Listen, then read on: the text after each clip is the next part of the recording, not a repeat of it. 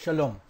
I'm going to deal here with the first chapter in the introduction of Rambam to Masechet Avot in the Mishnah, the sayings of the fathers that you probably all know.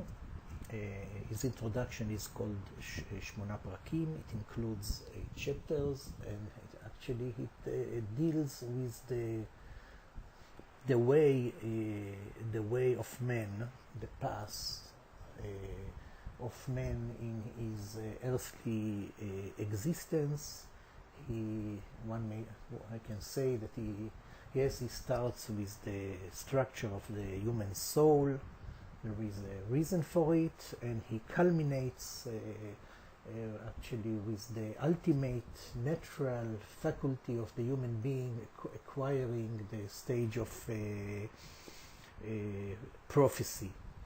And in this path, in this framework, he deals as well with questions that are related to the growth of the human being, and some essential questions like the place of morality in this development, the question of free choice, free will, and the places of the sciences and of the Torah in the growth of man. I will start with the first chapter, and my aim is to demonstrate to you how I treat such material, which means actually speaking about the material itself, about the wisdom that is expressed in this material, the human wisdom, and changing it or transferring it, modifying it to the realm of actual teaching. In between, I will mention some guiding lines, how I look, some principles that I'm using in this task of transferring this material into kind of actuality, into the realm of teaching, preaching, as teachers, as leaders of community, etc. I will start here before going into the beginning, of the chapter, into the ideas themselves. I will start here with a few guiding lines. I hinted to it in the last mail that I sent to you. First of all, the first approach, the first contact, I would say, with the material, I will call it the teacher or the lecturer or the speaker as a researcher, yes, as a scholar. And the second realm, I will call it, and I used it already, this terminology, I will call it I will use, please, the word teacher, not to when you understand that I see it in the widest perspective. The second level, so the first level is the teacher as a scholar, and the second one is the teacher as a philosopher, which are not equal. But I'm starting with the researcher. I will use also some Jewish terminology immediately. I start with this, and I say we were students, and we study during our life. We gather knowledge. And here we are touching a material, and the question is what we can take out of it. I mean, in the realm of of our understanding. And this has to, yes, what can I do with a specific text, of even a specific paragraph that I know from experience that, let's say we are dealing with a paragraph X, and I know one person can speak on it 2 minutes and he goes on, and another person can speak about it 1 hour without spending the time. So I put it as a question, what I can draw, what I can take from this text. The answer to it has some branches. I may say that I can draw from it an historical information, how people were thinking and what they believed, and like I take for instance the idea of the 10 intelligences, the 10 minds, עשרת השכלים, that Maimonides refers to, and then the relationship to Aristo and Platonism and the influence of Neoplatonism, etc., with and so. And also, it's not necessarily on the historical level. It's a question of approaching a text. It means how deep I can go, how into this understanding of the text, not only from the question of the widths, the rochav היריעה, the widths of my knowledge, but by the question of penetration into what looks as the deeper meaning of the text. I would like to use 2 words from Judaism. Yes, yes, it's like 2 different professionals that one can be very good in one and a bit less good in the other. The one is what is called Sinai, like Mount Sinai, that it's a kind of a person that has a broad knowledge, not necessarily historical. He has a broad knowledge, he can compare this with that, and he read and he studied a lot.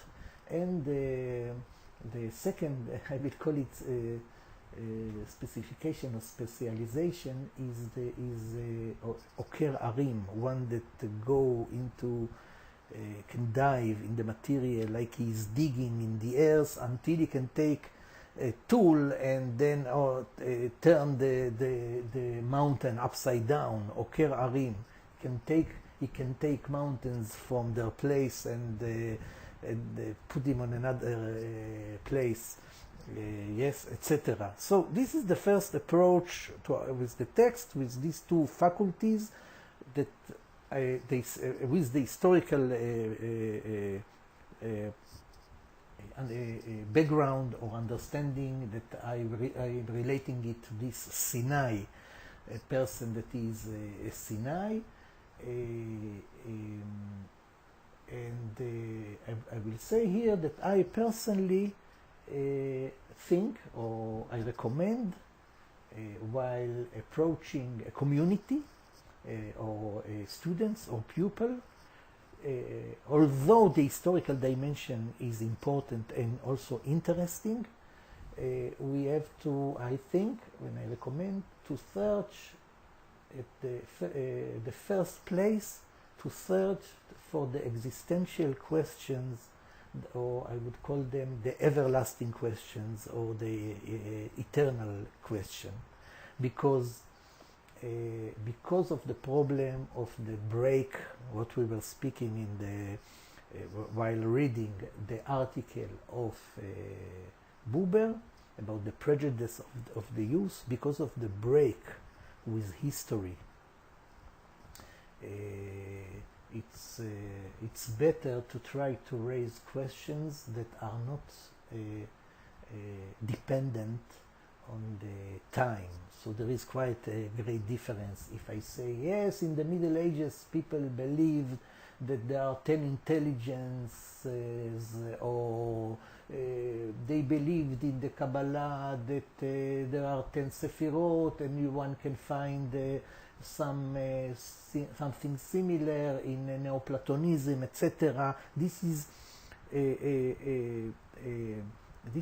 should not be the first aim. But what is the divine, the existence of God, the human past, the soul forces, yes, the division, the subdivision in the soul,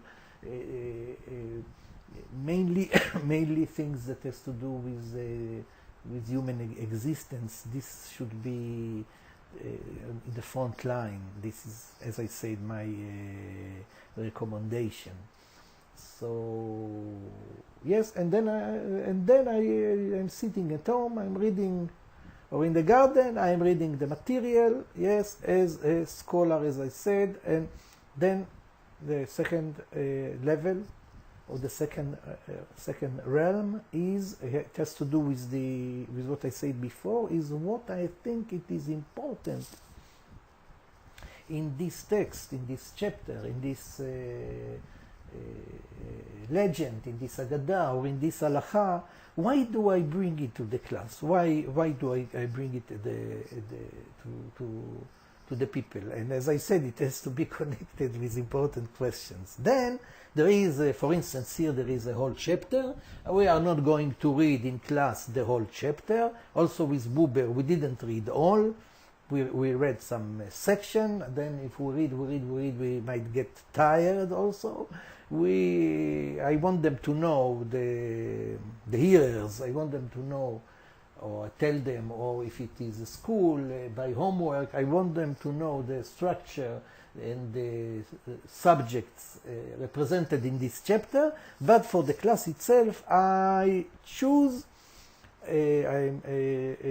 some issues that I want to concentrate on them, because they are interesting intellectually and existentially. Yeah, it's clear.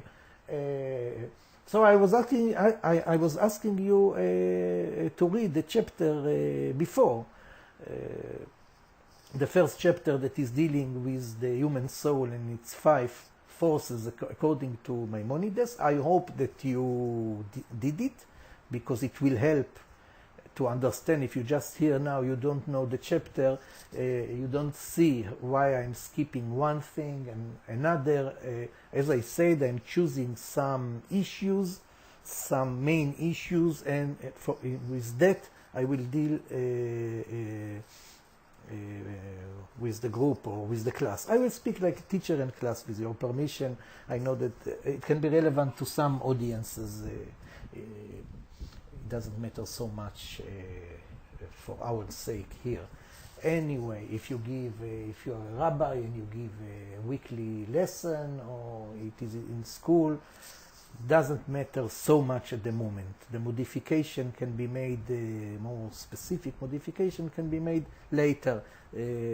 Yes, so you still, if you didn't read the chapter, which of course I don't believe that you didn't read, you can still stop here, go to read the chapter, find it in English if you need, and then we will start. I summarize and repeat the teacher as a scholar, and the teacher as a philosopher in the classical meaning of the word, the love of wisdom.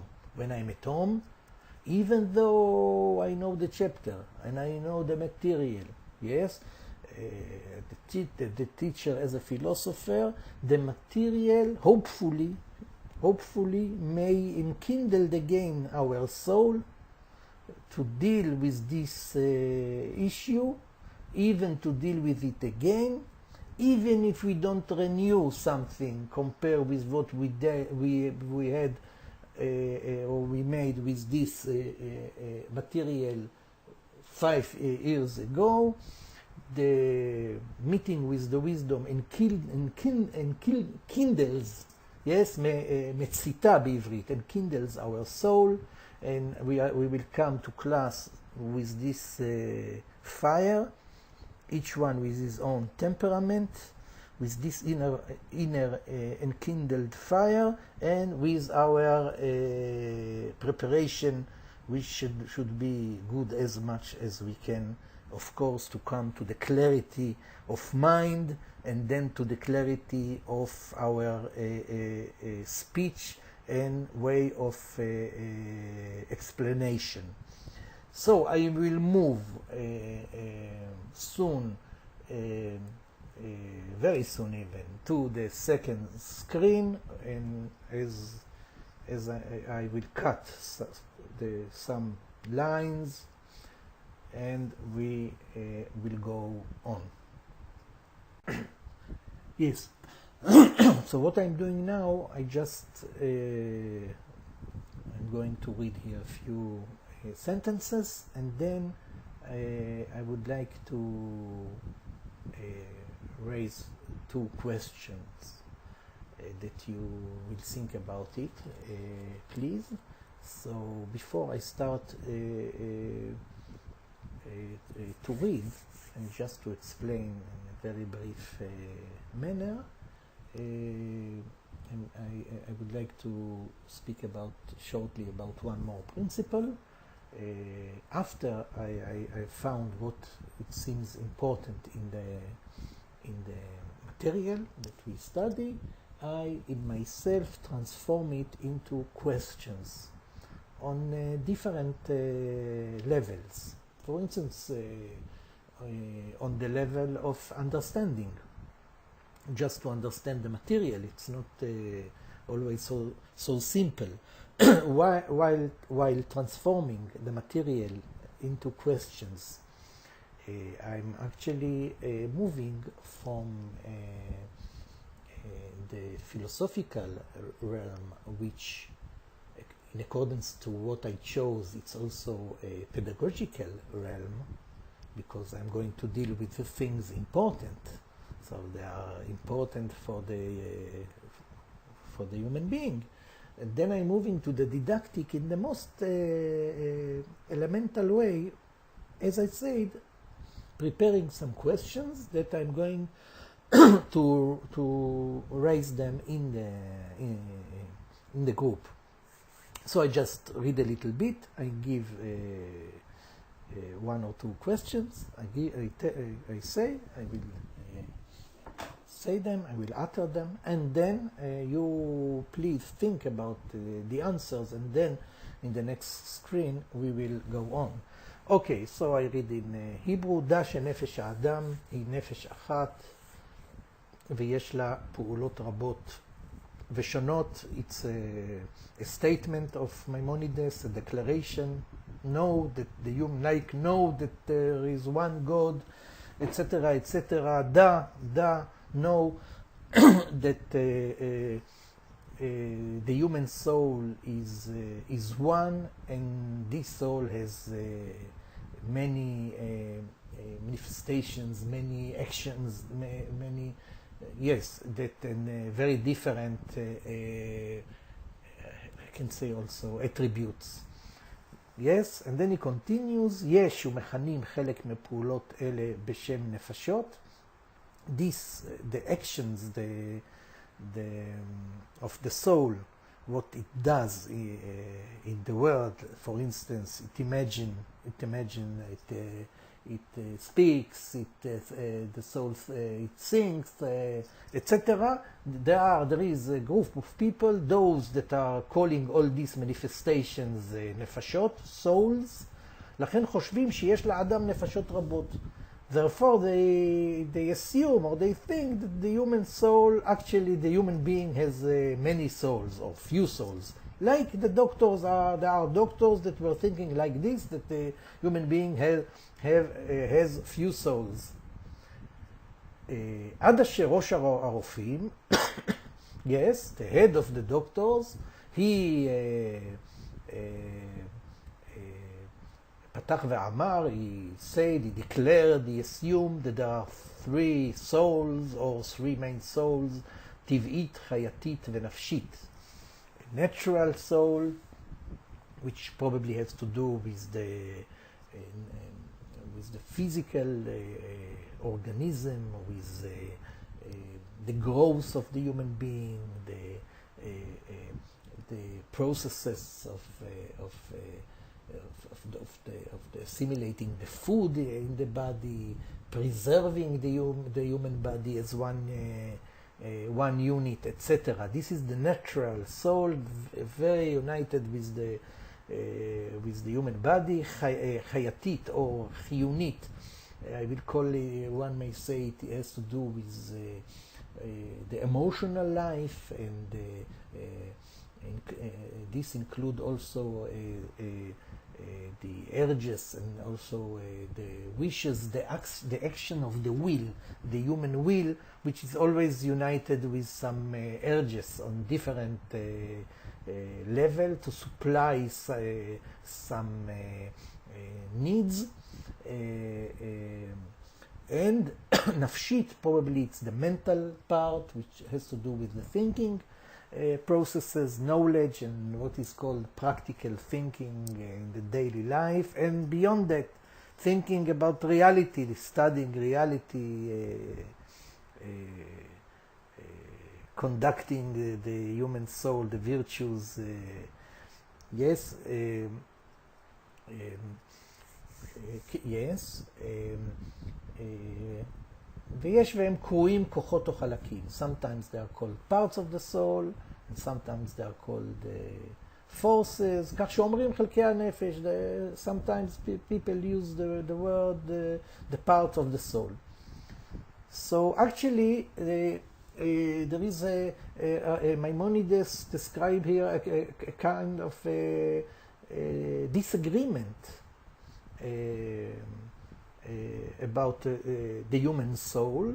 There is this group and there is another group, I said it, and in this respect,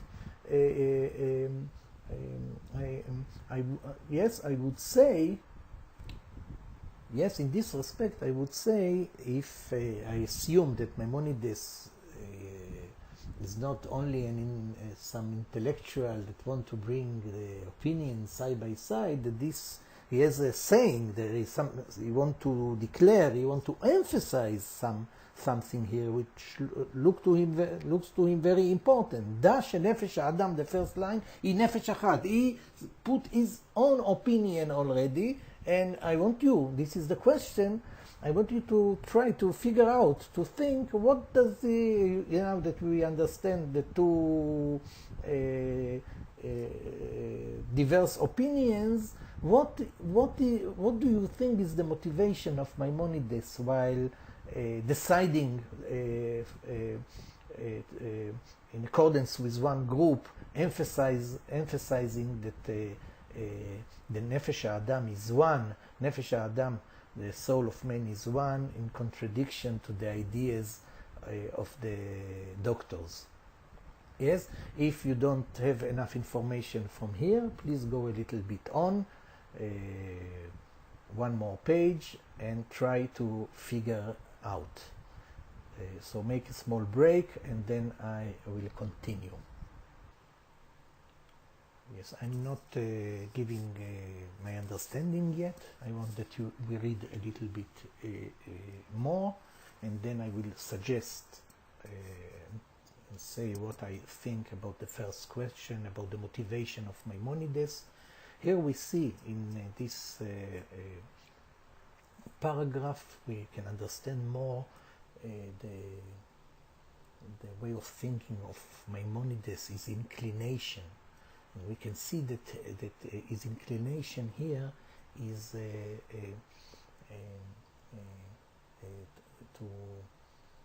to supply a therapy to the human soul. It's not just a question of knowledge that now we learned in a scientific manner of the Middle Ages about the human soul. There is an intention here. The intention is pedagogical, yes, healing the human soul, education as treating and giving food and health to the human soul according to its own nature, as we saw with Strauss, yes, treating the earth like agriculture according to its own nature. So I'm reading a little bit, then I will come to the question I asked. אתה יודע שתיקון המידות הוא טיפול בנפש ובכוחותיה. Yes, I just say in one sentence that, or remind you that Masechet Avot, Pirkei Avot, the saying of the fathers in the Mishnah, has to do with opinions about human life and about human virtue. And the question is why it is so important. It is important, yes, for the human soul, as I said, for the soul's sake, for the soul's health. אתה יודע, you know that the mending of the virtues, of human virtues, is treating the soul and its forces.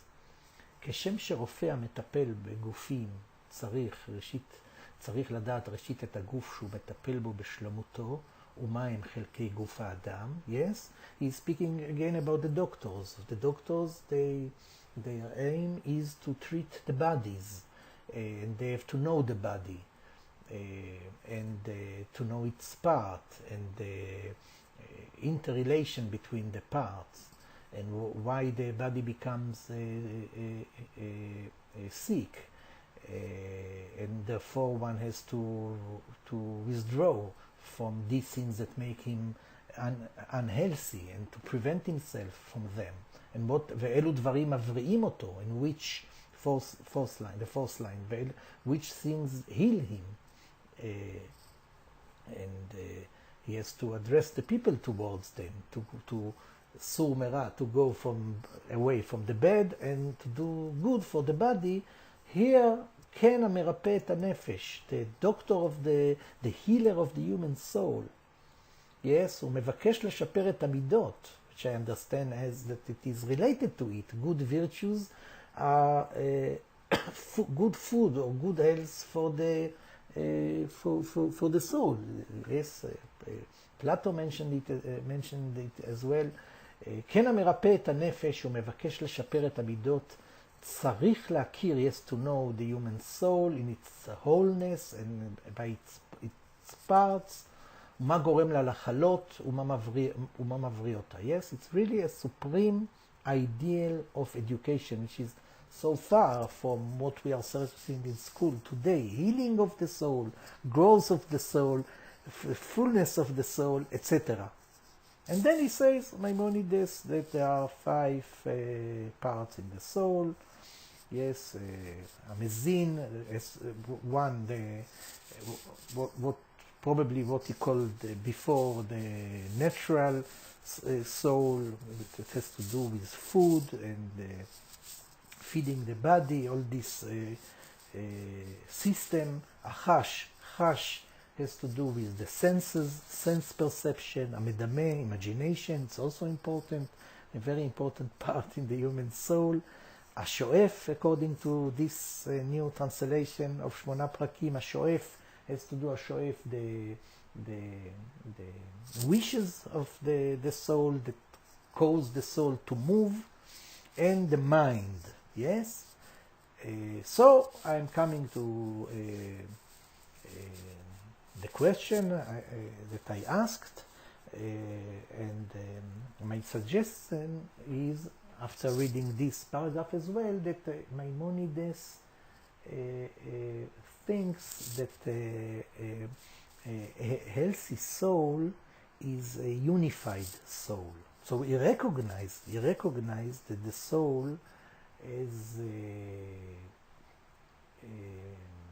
by its parts, many tendencies and urges which can stand in polarity. And the statement at the beginning that the human soul is one is attempt to put one captain, one ruler that will embrace all this complexity of the human soul, which is a kind of ontological statement and a moral statement. Yes, ontological statement, I would say that God, that man as one is standing in front of God, that is one. Like the children of Israel, as the Midrash says, they are one, and one, they differ from the other nations of the world. They are standing as one unit, specific, special one unit in front of God, and the human soul is the same. So we cannot stand in front of ourselves and in front of God and says we have many voices in our soul, so we have a kind of legitimacy to behave in such a way. So in one part of the day we are animal-like, and then another part of the day we are egocentric and egoistic, and in the evening we study the Torah. No.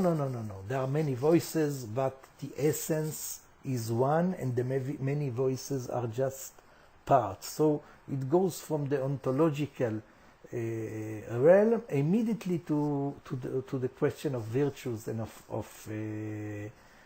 of morality. And I think this is why it is so important for him to emphasize this issue. Yes, I go on. Yes, I go on to the second screen, to the next screen. Yes, Maimonides emphasizes here in this paragraph that he speaks actually about the human soul. This what interesting here, and he says, הקדמנו בפרק זה שאנו מדברים על נפש האדם דווקא. Yes, כי, the first line on the left, כי התזונה למשל של אדם אינה התזונה של חמור או של סוס.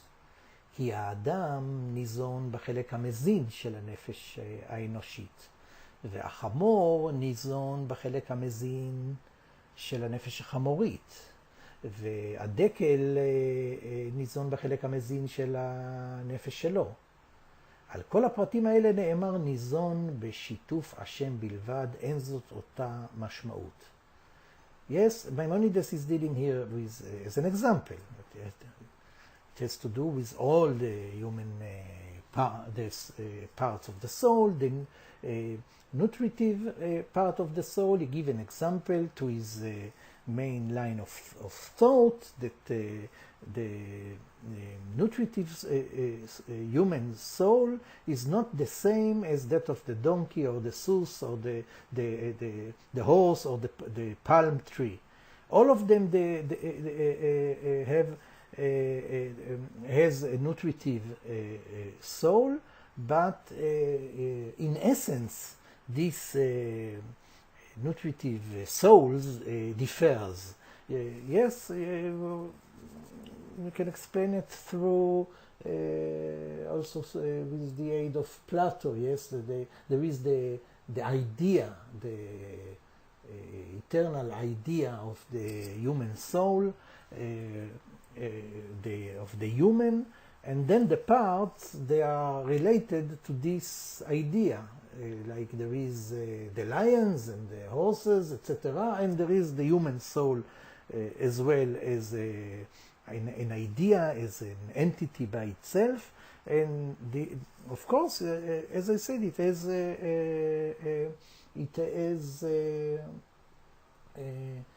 consequences on the human realm, the human behavior, the human virtues, because one may say that we don't eat what a donkey is eating, and it means also that we are eating with a fork and knife, and not like animal-like.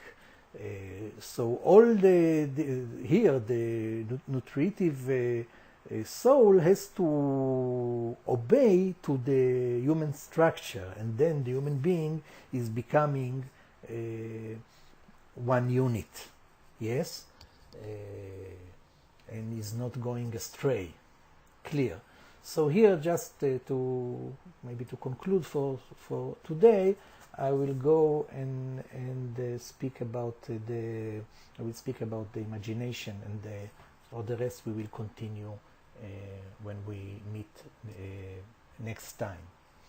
I go on.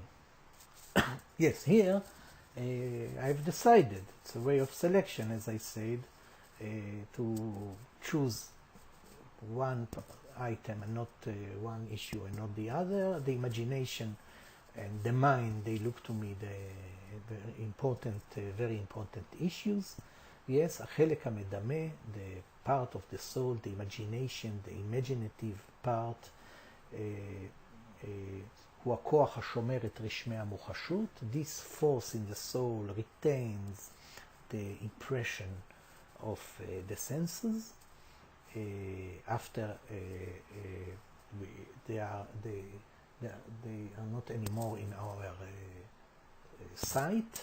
Yes, so we see, for instance, a tree or a person we saw today, and then we go on, and this retain the imaginative part retains this impression by which faculty, how, or how it is made. Yes, it's clear. The faculty is memory, and the mean is a picture. Yes, this morning I was here and there in a street here in a neighborhood nearby my place here in Israel, and I went to a shop, and now I have to recall it, and I know I see the shop and with the memory, and I see it as a picture, and this picture is united with my understanding what happened there and how it is connected to the other parts of the day, etc. It's very important part of our human existence, because it enables us to have a kind of sequence in our life together with the mind, of course. Yes, to remember is part of our identity, and the picture is very elemental. The pictorial is very elemental faculty in the human soul. Yes, so this is one function of this imagination. And the second line on the left side, Maimonides adds something. הוא, this force, מרכיב אותם זה בזה, ומפריד אותם זה מזה. It means that we have another faculty in our imagination to combine pictures together and to split them. Yes, so we create structures and combinations that are not necessarily resemble reality. It's clear. So here he enters into a problematical aspect of this power of imagination, because it has to do with illusion, that we combine things that has nothing to do with reality. The right attitude or the right growth of the human being is to learn reality as it is. It is not determined by our conditional life, and to then, after we understand reality as it is, to live in accordance with it, and not to create illusions that has nothing to do with reality. Yes, one person saw a woman in the street, and afterwards he went and nearby a place, and he saw it's a place that people are married in. Yes, and then he says, okay, very well, this woman and I will marry in this place, but it has nothing to do with reality. It's a problem. It's not a process of health. Also, this power of imagination has to do with temptation, because it serves our wishes that maybe we want to be realized. So the relation to this power in the soul in Maimonides' eyes, not only he was thinking like this is ambivalent, because it's a very important part in the soul, has something to do with our aspiration also, what we imagine about our future. We see it in pictures as well, and on the other side it has to do, it's very yes, on the other side it leads us astray. And he gives an example, and this is a very important issue in the Middle Ages, and not only in the Middle Ages, how to tame our imagination in such a way that it will be a mean and a kind of help, and not will take the opposite, that it will take our mind and our intention to directions that are going to very bad places, to illusion. In a broader perspective, we know that this part, the imaginative part, has to do also with the faculty of prophecy, which is and of leadership. It's a very important part, as I said, in the human soul. And I would say that while teaching it in the class, in a group, one has to emphasize the dual character of this force in a most vivid way. It is important for the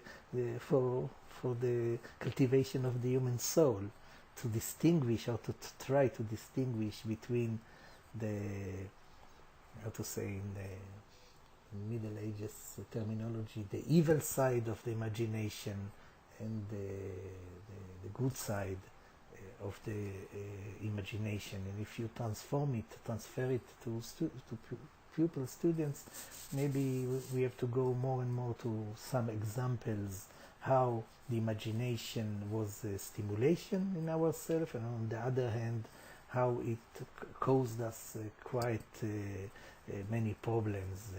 Yes, also it is interesting here, the polemic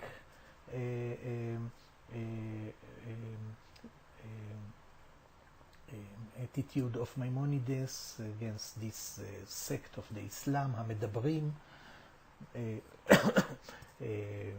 that were thinking that everything that we imagine as a sense of reality, and I think I will conclude here, and I will not go on for today. When we meet next time, we will still deal with the power of mind, the end of the chapter. Please read it,